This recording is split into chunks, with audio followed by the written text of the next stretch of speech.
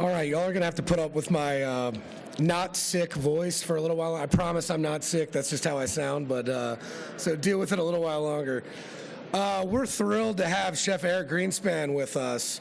He is the VDC Culinary Director. He's an acclaimed chef. He's a popular Food Network host. I'm sure you all know that. He's an Iron Chef winner, which is incredibly impressive, a cookbook author. This is the man right here, and he's an expert in virtual food, in the virtual food movement. So he's going to tell you all about the really cool creative stuff he's doing in the kitchens.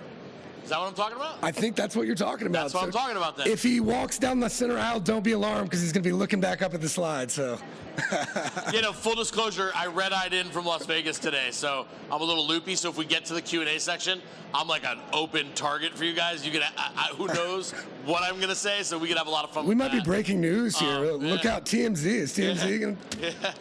How's it going, everybody? My name is Eric Greenspan. I am a chef by trade. My side gig is, I do Food Network stuff. I'm a judge on Guys Grocery Games.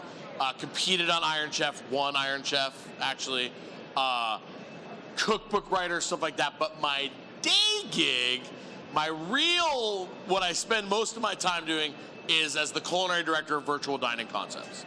So, about 2016, I rented a space in a facility that is now called Cloud Kitchens. I don't know if anybody knows Cloud Kitchens, right? So in the first original kind of beta test of Cloud Kitchens, I rented a 150 square foot kitchen and launched a delivery-only Asian Latin fusion brand called Chino, home of the orange chicken burrito. Everything got served with little baggies of MSG for people to add on top of it too. Kind of cool. And I quickly realized that, wow, this is super interesting. What if I did a whole bunch of concepts out of this one kitchen and see how that works? And out of that was a company called the Alt Grub Faction was born. That was my original Ghost Kitchen brand. And it was one of the first, if not the first, kind of chef-driven, chef-inspired ghost kitchen operations with multiple brands coming out of a singular location.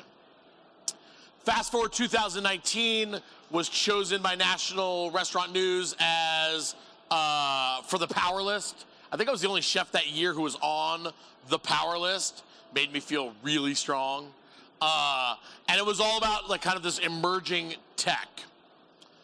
I met Robert Earl, who you just met as well. It wasn't really a Q&A, was it? It was really more of just an A. Yeah, it was more of just an A. And, me and Robert started talking, and he said, look, I have an idea for a company of a company that I want to launch, but I don't necessarily believe in ghost kitchens, which I thought was interesting because, like, Robert, through all of his businesses, has always been on the forefront of ghost kitchens. We met at Cloud Kitchens in a ghost kitchen facility. He's talking to me, who at the time was kind of like the voice of the ghost kitchen movement. And I said to him, yeah, neither do I, which was super interesting. And the common ground that we found ourselves on was that we may not believe in ghost kitchens, right? Renting space to expand into delivery is a big challenge unless you have a very well-established brand. But what we both agreed on was the real power of what's going on in the delivery game is virtual concepts. And so we started a company called Virtual Dining Concepts, to where we basically decided to take the concepts and instead of putting them in ghost kitchens, to bring them to existing restaurants. You already have your kitchen. You already have your staff. You already have some of the product.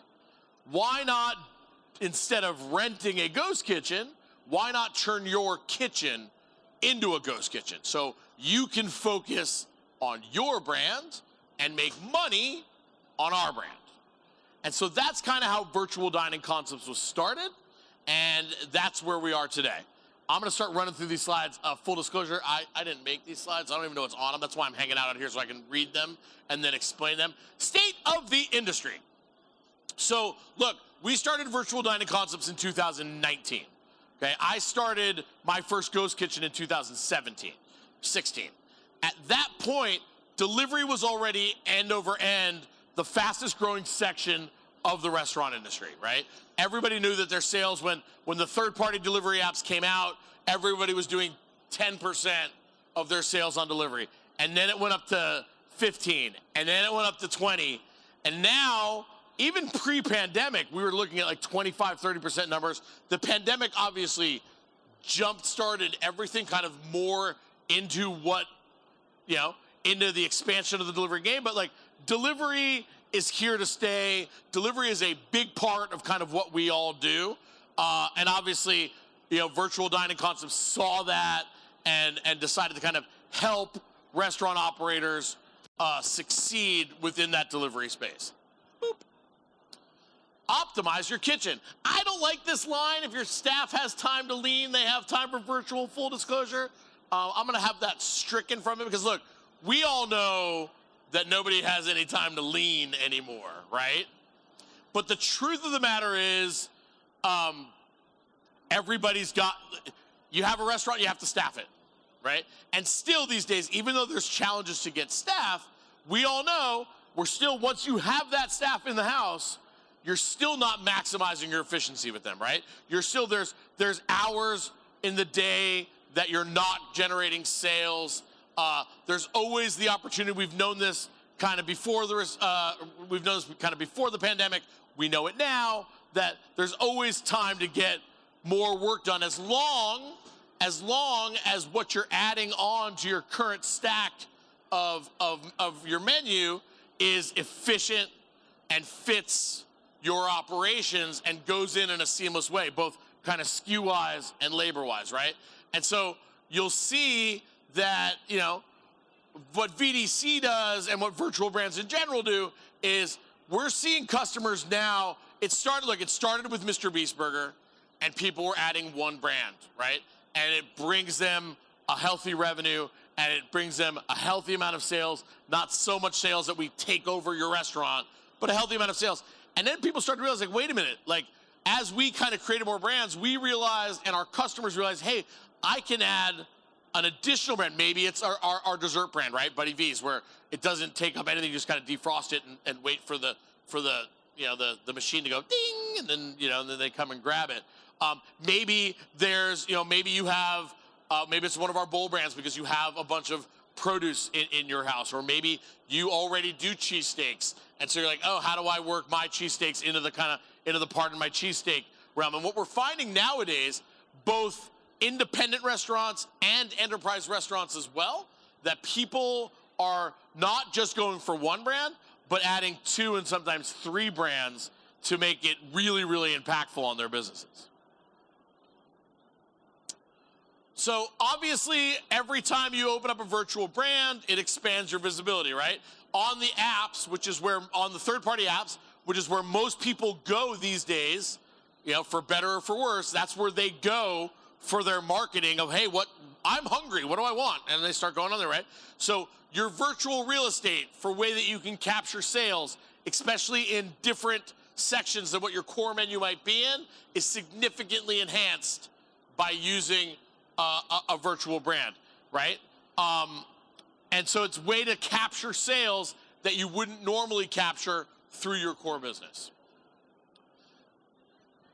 One thing I also wanted to point out, too, before we kind of go on is another thing, and it doesn't get talked about enough about a great use of why virtual brands are great for you, is when you're opening a new restaurant, right? When you're opening a new restaurant, you want to focus on your core. You want to focus on building your brand. You want to focus on instilling your culture and all of that. Well, at the same time, I think we all know there's a period of ramping up, right? Not everybody opens up like we did with Mr. Beast Burger in New Jersey a couple weeks ago, and 10,000 people show up in line, and you make 5,500 smash burgers in a day. Like, that doesn't normally happen. You need time to build your audience, to build your staff. And a virtual brand gives you an opportunity to, when you're out of the gate, day one, you start bringing in sales. While you're building your core business, they drive some ancillary business to kind of help you. You're still paying rent, you're still paying the staff, but while you ramp up, a virtual brand is a great use to kind of help you through that time period. And, you know, a company like ours, maybe even our competitors, probably not, but a company like ours gives you that opportunity to have an entire brand so you don't have to focus on it. You don't have to market it. You don't have to ideate it. You don't have to create the recipes. You have to cook the food the way the food's supposed to be cooked, make sure it goes out, and instill the love in your staff, which is always necessary. And you've got a great thing to kind of lead you out the gate. So what makes a virtual brand successful? This is key. A virtual brand is still a restaurant. A lot of times you see people kind of throwing out, they just kind of throw a couple pictures up on the app and in a regular box and put a sticker on it, like, oh, it's a virtual brand. I don't know why it's not working. You have to still approach a virtual brand as if it is a restaurant. It is a restaurant in a different format than we've seen before. It's a format that we haven't, that we weren't raised in, but it has to be treated like its own restaurant, right? You have to be able to have from everywhere from impactful packaging to, food that hits a white space but still scratches a niche that there's, built-in, demand for, right? A seamless experience on the apps, on your own app as well, in the ordering section so that the photos line up. Great marketing, solid training materials, all of the things that you need for a regular restaurant, you need for a virtual restaurant, or it's not going to succeed. I kind of feel like the other three aren't that important, but culinary is super important. That was a joke, because I'm the culinary director. So this slide touches on what are the keys for success, right? Culinary, we talked about it, right? Obviously, if you're creating a virtual brand, you need to have something that is going to generate buzz and is going to be easy for your staff to execute. So, because what we've seen in when something is a virtual brand, even on a unit by unit basis, the units that we partner with that hit all of their quality metrics the best, the guys who score on our scorecards 95 or up, who make sure they have the right packaging, who make sure that they're cooking the product right, get the good ratings, right? Those guys are seeing 65% more sales than the people in the lower tiers of that, right? So from a culinary perspective, making sure you're going to make good food, but I like to think of my job as I'm a detective, not a cop, right?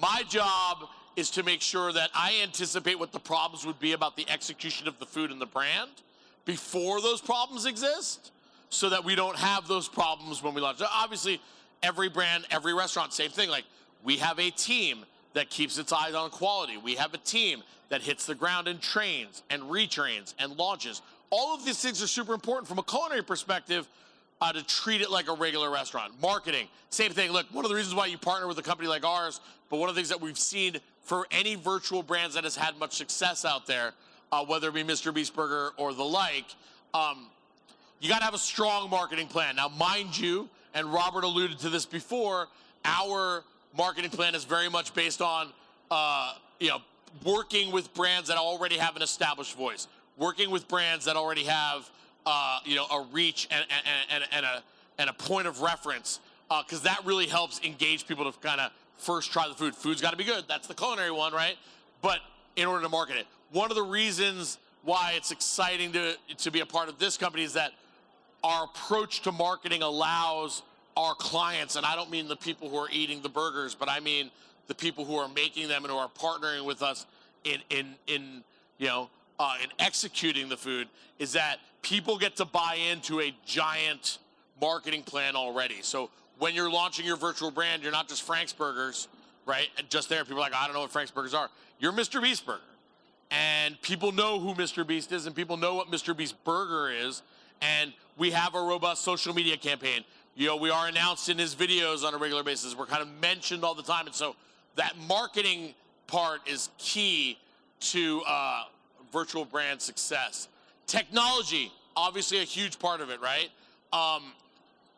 you know, a lot of people when they get into the virtual, when I launched in the original Ghost Kitchen that I had in Cloud Kitchens, I literally had a Velcro wall, and I had 24 tablets on the wall for the 4 different third-party delivery systems, right? 6 different brands, and it was, pardon my French, it was fucking maddening. It was like ding, ding, ding, ding, ding, ding, ding, ding. Like it was dystopian and gnarly, but we were onto something.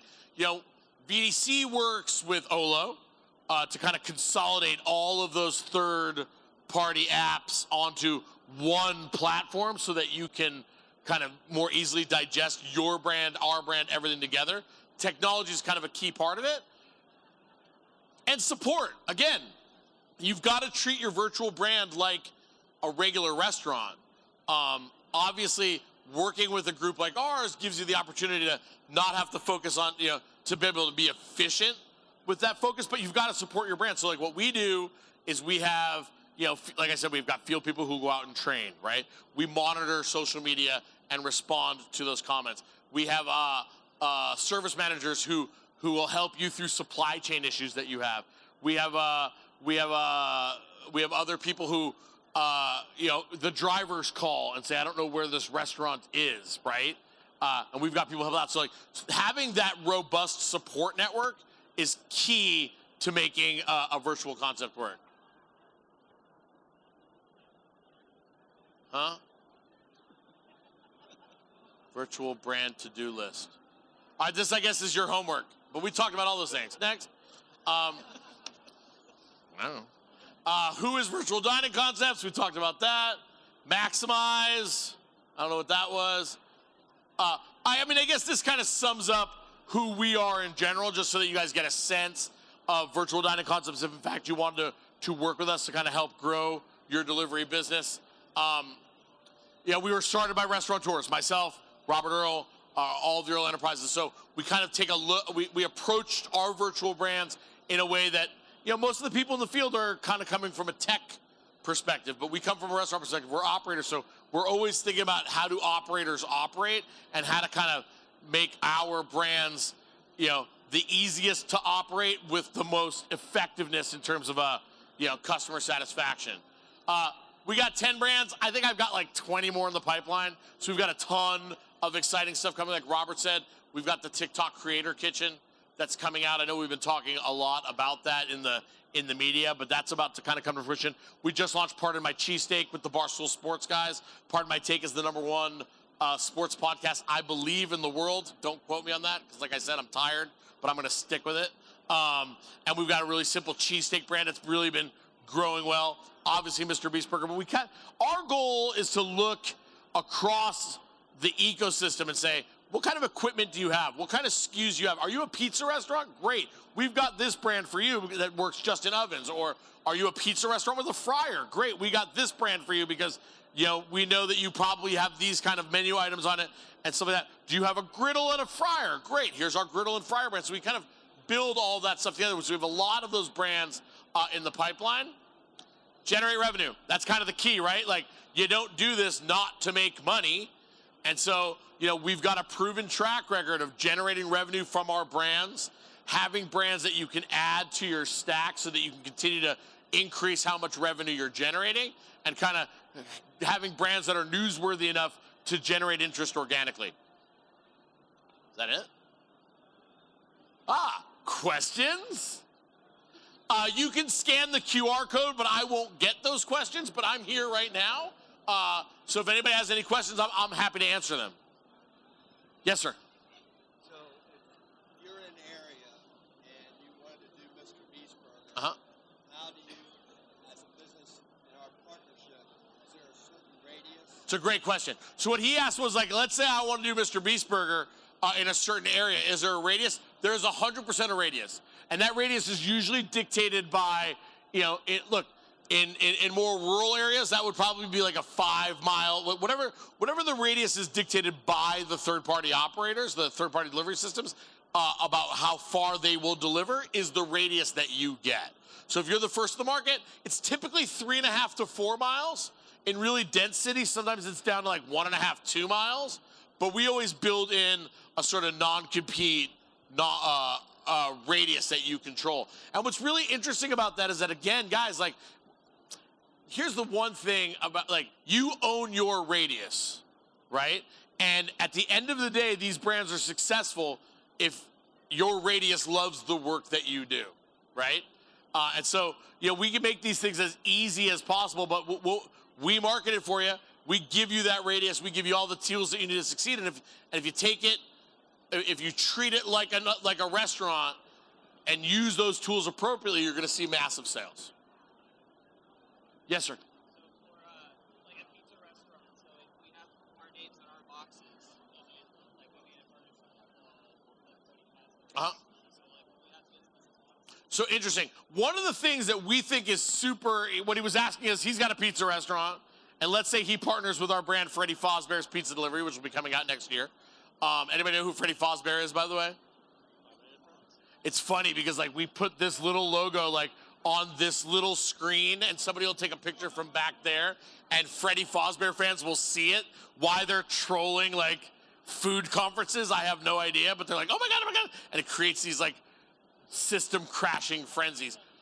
One of the things that we talked about earlier, right, is that how impactful, creating an impactful brand, and for us, one of the things, and creating a good experience. Remember, I talked about the MSG for my orange chicken burrito. Like, that was because I wanted to bring some sort of engaging brand awareness through delivery, because you lose that touch point that you typically get.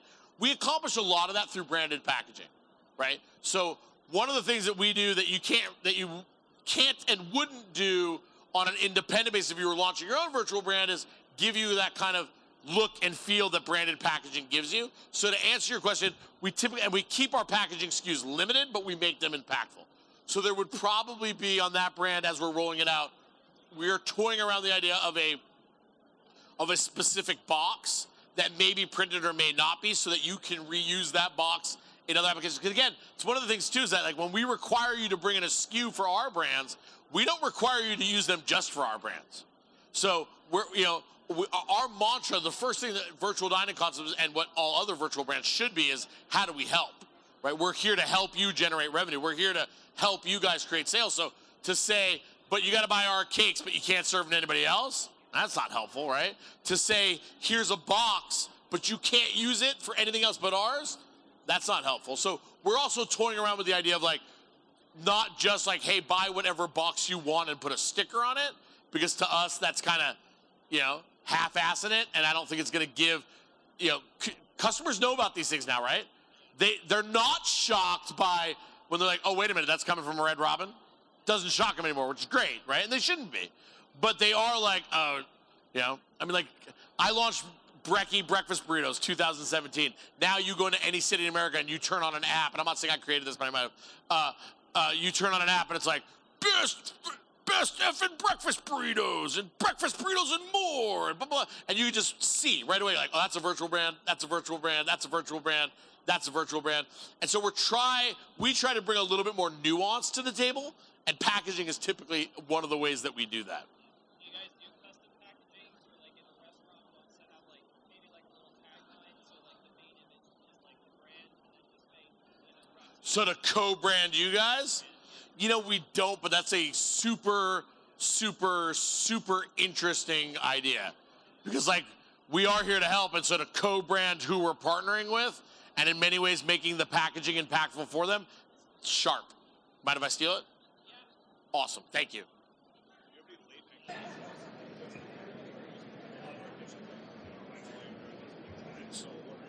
Interesting. So, do we have any late night concepts? I mean, if you consider cheesesteaks and smash burgers late night, which I do, so that was kind of a sarcastic answer. Yeah, 100%.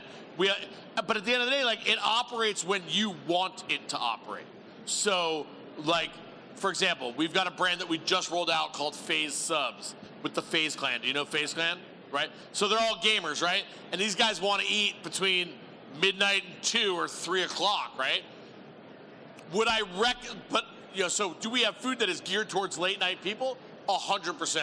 I will tell you, however, and my sales team's going to hate me for saying this, but like, you should not do a virtual brand during the times that you are not open, right?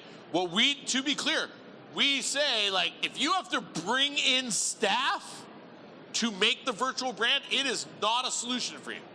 Because we are not here to kind of, like, this model works, and it works really well when you're using your existing staff in your existing kitchen to increase your sales. If you're like, oh, but I'm going to do, I have the restaurant and I'm going to keep a cook around to make cheesesteaks, I would recommend you launch the brand first during your normal operating hours. Make sure it resonates. If it resonates really well, because look, you can open up a Mr. Beast burger and do $200 a day, right? You can open up some of our Mr. Beast burgers do $100 a day. Honestly, sorry. Some of them do $1,500 a day. Do you know what I mean? And so it really just depends, like, A, on how you guys execute, right? But also, like, does it resonate? So I would say, yes, all of the food would work on a late night environment, but I would test the waters first to make sure that, like, there's a core market there first and then expand it. Yes, ma'am. What's that? That's actually my phone number. No, I'm just kidding. Yeah, that's the number. And I imagine if you scan the QR code, it'll likely take you to where you need to go, too. We've got one more for Eric. One more. Yes, sir. So obviously, you guys have some prominent people. We do. A lot of celebrity status. Uh-huh. Are you worried about saturation with this becoming of your space? And like, what is the plan to sort of get away from? Interesting question. Interesting question, because, right, like, over the past 2 years, coincidentally, since VDC has started, right, it's like all these celebrity brands keep chopping up. Frankly, most of them are ours. Are we worried about oversaturation? No, and I'll tell you why, because each one of them is from a different niche, and each one of them, so is it less impact, like, I think you're 100% right. I think we do suffer from that, like, oh, another celebrity brand, and people might care less about those celebrity brands. To be honest with you, we are also in the beginning ideation process, and you guys probably, people who work with us probably don't even know this, but we're in the beginning ideation process of some non-celebrity brands and doing and approaching brand building in a different way as well. But look, I mean, we've just started here to kind of scratch the surface. Like, it is the Wild West. In many ways, and I hate to say it, but we are throwing shit against the wall and seeing if it sticks. You know what I mean? But like, for example, we have found that like any tech company does. Like, we're a food company, but we're a tech company too, right? And so we're testing to see like what we're. To be honest with you, when we launched Mr. Beast Burger, we didn't think it was going to work. We were like, all right, well, we're contractually obligated to launch this, and we're excited about it. We think the food is great, the packaging is cool, but like, who's Mr. Beast? We learned who Mr. Beast was real quick when we broke the App Store the day that it launched. You know what I mean? It was like monstrous. So, and a lot of these, like Freddy Fazbear's, for example, we're really excited about that launch. That was one that through our company, some of us were like our champions of it, but others were like, I don't know what the hell this is. And then that one little tweet went out, and people were like, what's going on? What's going on? What's going on? So like, you never know which ones are going to hit, which ones aren't going to hit. But when they hit, they hit. And as long as the food's good, I'm not worried about oversaturation. You know what I mean? You're like, how many fast food burger restaurants can you have? Well, like a ton of them if they're all good, right? Is that it? Are we out of time? Eric, you're a champion. Give it up for Eric, night, everybody. That was awesome. Thanks so much. We have a booth, by the way, right over there if you guys have any more in-depth questions. And enjoy your samplings as well. Thank you guys so much. And I'm gonna hang out for a couple minutes too if anybody has any more questions, okay? Eric's definitely a champion, but we've got another champion coming up right now. It's Mike Bosch, a world pizza champion. So stay in your seats. If you're interested in pizza, you're going to get all kinds of great information from Mike.